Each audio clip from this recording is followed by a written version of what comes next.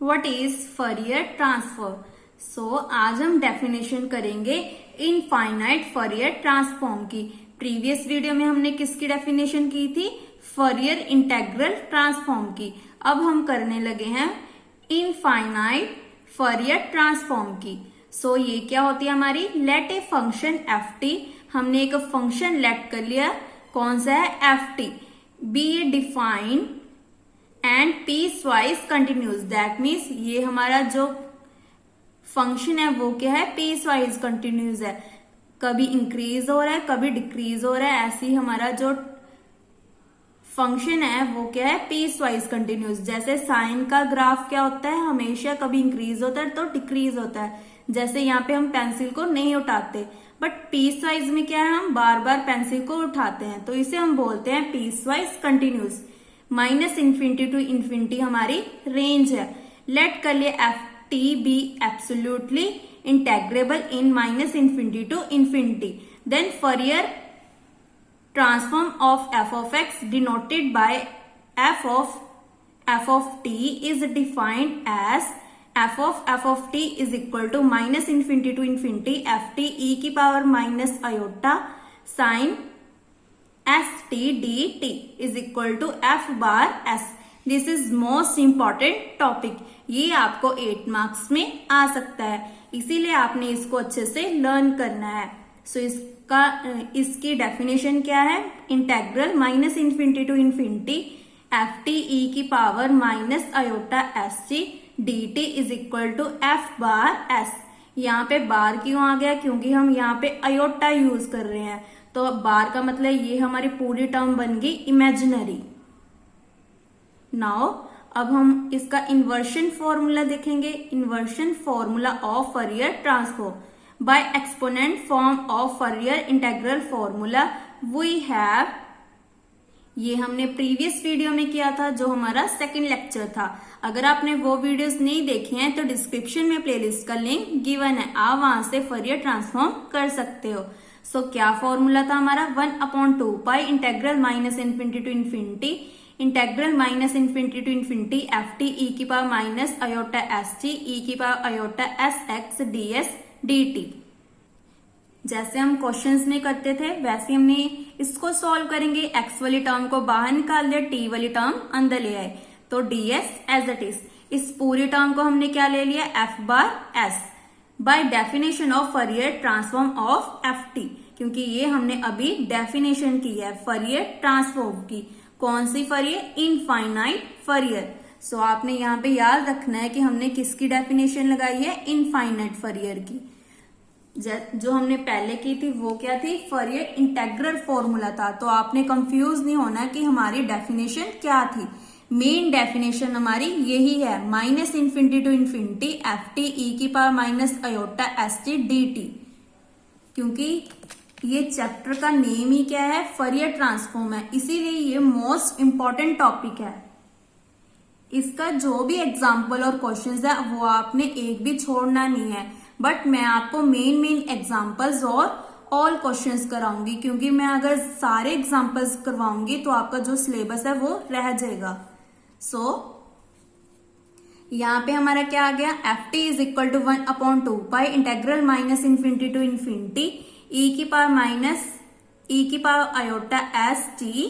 यहाँ पे हमने क्या किया, एक्स को रिप्लेस कर दिया टी में, क्योंकि हमें फंक्शन किसका चाहिए, टी का फंक्शन चाहिए। स्टार्टिंग में किसका था, एक्स का था, तो यहाँ पे हमने रिप्लेस कर दिया एक्स को टी में, which is the inversion formula for Fourier transform and we can write it. ये आपने अच्छे से लर्न करना है फॉर क्वेश्चंस के लिए। तो इसको हम कैसे लिख सकते हैं, एफ इनवर्स। इनवर्स का मतलब क्या होता है, f inverse f bar s is equal to f t. जैसे हमारा स्टार्टिंग में क्या था, एफ ऑफ टी, देन इसको हम उधर ले आएंगे तो एफ इनवर्स बन जाएगा, अंदर क्या आ जाएगा, एफ बार एस, तो यहाँ पे क्या बच जाएगा, एफ ऑफ टी। सिमिलरली यहाँ पे हमारा ये स्टेप है, तो किसकी इक्वल आ गया, 1/2 pi integral minus infinity to infinity, यहाँ पे क्या आ गया, ई की power iota s t f of s d s. हमेशा याद रखना है कि अगर हम इन्वर्स करते हैं तो अंदर फंक्शन किसका आता है, ds का। अगर हम सिंपल लेते हैं तो अंदर डेरिवेटिव किसका होता है, dt का, क्योंकि यही मेन है हमारा। इन्वर्स का मतलब s वाला फंक्शन है, अगर सिंपल है तो t वाला फंक्शन है। जैसे यहाँ पे देखो, यहाँ पे सिंपल था हमारे पास तो dt आया था, ऐसे अगर हम इन्वर्स यूज कर रहे हैं तो ds आएगा। आई होप आपको ये स्टेप समझ आ गया। अगर आपको किसी भी स्टेप में डाउट होता है तो आप मुझे कमेंट करके पूछ सकते हो। Hence if f bar s is equal to, इसको हम उधर लेंगे f of t is equal to integral minus infinity to infinity f t e की power minus iota s t d t. ये हमने स्टार्टिंग में किया था। ये डेफिनेशन किसकी है, इनफाइनाइट फॉरियर ट्रांसफॉर्म की।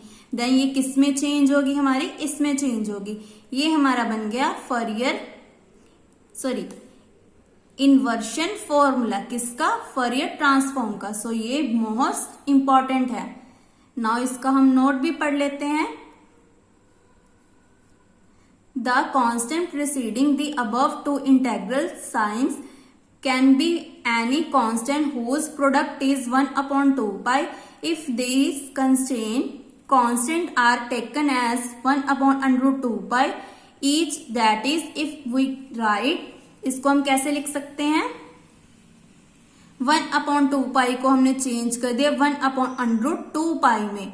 That means f bar s is equal to आ गया हमारा f of t is equal to, यहाँ पे हमारा क्या था, कुछ भी नहीं था, तो यहाँ पे हमारा बन गया 1/√2 pi integral minus infinity to infinity f t e की power minus iota s t d t. बाकी सारी टर्म एज इट इज, 1 की जगह रिप्लेस कर दिया यहाँ पे 1/√2 पाई।